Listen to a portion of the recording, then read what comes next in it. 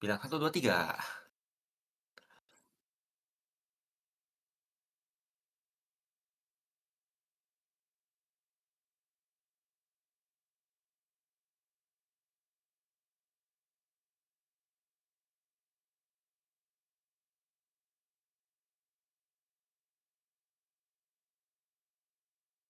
Oke, awal di sini nama asli saya adalah Dharma Putra Astaria.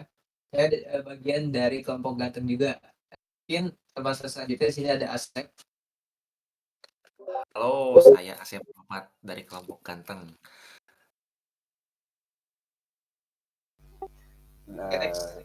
Saya Bentar Batara Kamil dari kelompok Ganteng juga.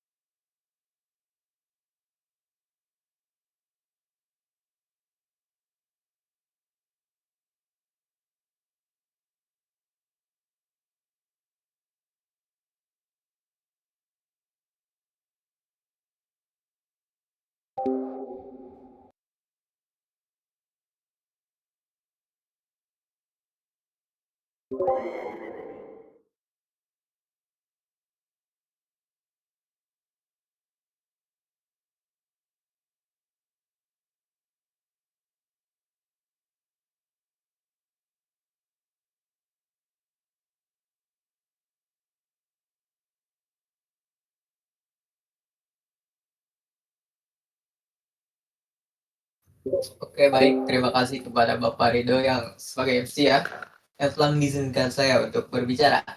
Nah, jadi di sini saya akan membahas slide tentang komponen dan mekanisme. Di mana komponen dan mekanisme ini ada tiga subjudul yang akan kita bahas kali ini. Nah, jadi yang pertama, subjudul pertama di sini ada arsitektur utama middleware. Nah, yang pertama, fungsi middleware. Fungsinya ialah menjadi jembatan antara komunikasi dengan objek atau aplikasi yang terdistribusi.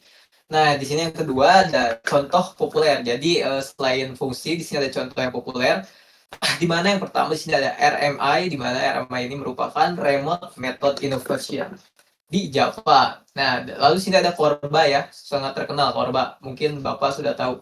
Nah, di sini ada web service, bisa REST atau SOAP. Nah, lalu di sini ada visualisasi, di mana visualisasi ini merupakan blok A dan blok B berkomunikasi melalui kontak middleware. Nah, lanjut di sini ada subjudul yang kedua, merupakan atau subjudul kedua ini adalah teknik komunikasi kunci. Nah, di teknik komunikasi kunci ini ada remote procedure call. Kita singkat menjadi RPC.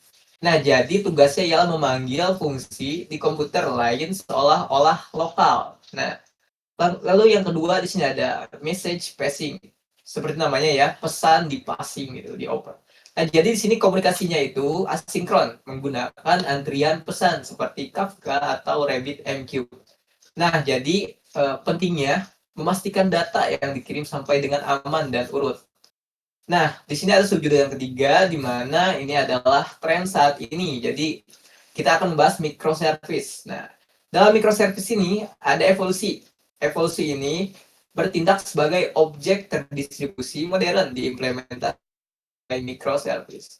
Nah, keunggulannya ialah fungsi bisnis. Misal, dari keunggulannya ini ada inventaris, pengguna, notifikasi. Nah, jadi mereka-mereka itu ialah layanan independen yang dapat dideploy terpisah. Nah, lalu di sini ada perusahaan besar seperti Netflix, Amazon, dan Gojek mengadopsi arsitektur ini. Nah, mungkin cukup sekian. Kita akan lanjutkan ke slide selanjutnya yang akan membahas tentang penerapan di perusahaan atau contoh studi kasusnya. Saya lanjutkan kepada moderator.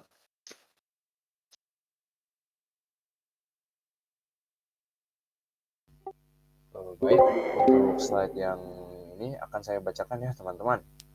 Di sini ada judulnya yaitu penerapan di perusahaan. Ini studi kasusnya ya. Studi kasus yang pertama yaitu bank digital. Objeknya adalah sistem otorisasi transaksi, database nasabah, layanan notifikasi SMS. Distribusinya itu masing-masing berjalan di server yang berbeda.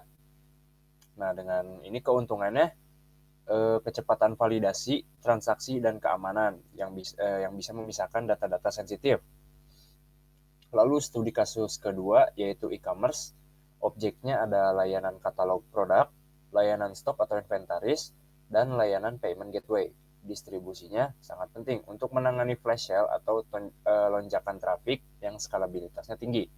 Tantangannya yaitu menjaga konsistensi data karena stoknya harus real time ya teman-teman. Lalu tantangan implementasinya kompleksitasnya itu ada di debugging dan monitoring atau pemantauan ya yang akan menjadi sulit. Lalu jaringannya ada keterlambatan atau latency dan kegagalan jaringan yang seperti itu ya teman-teman. Karena keterlambatan jaringan seperti ini akan cukup merugikan ya untuk studi kasus yang kedua ini. Lalu di tantangan keamanan yaitu memastikan komunikasi antar objek terenkripsi dan aman. Mungkin itu saja di slide yang ini, bisa dilanjutkan langsung. Baik, terima kasih kepada teman saya Beben. Oke, selanjutnya di sini saya akan menjelaskan kesimpulan dari semua materi yang telah dibacakan dan dijelaskan oleh teman-teman saya. Kesimpulannya adalah fondasi fleksibel bisnis. Objek terdistribusi bukan sekedar tren pada teknologi, tetapi prasyarat fundamental bagi perusahaan yang ingin bertransformasi digital. Ini memungkinkan respon cepat terhadap perubahan pasar dan kebutuhan pelanggan atau agilitas.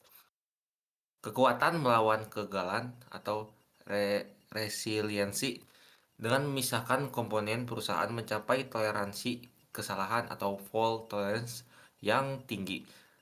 Kegagalan pada suatu objek, misalnya seperti inventory, tidak akan melumpuhkan seluruh layanan. Misalnya pada login pengguna atau yang lain itu tidak lumpuh semuanya.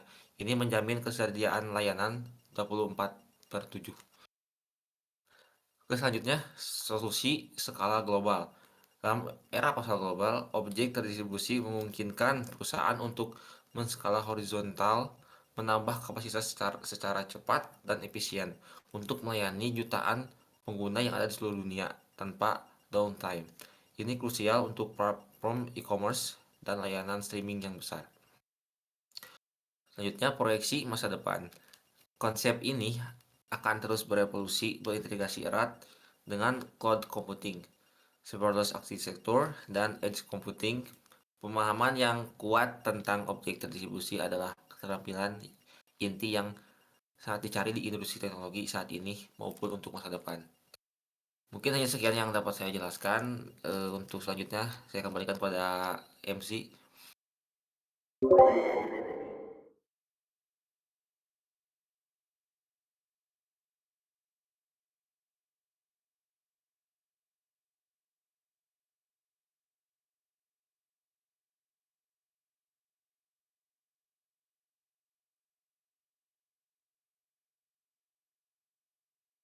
Waalaikumsalam.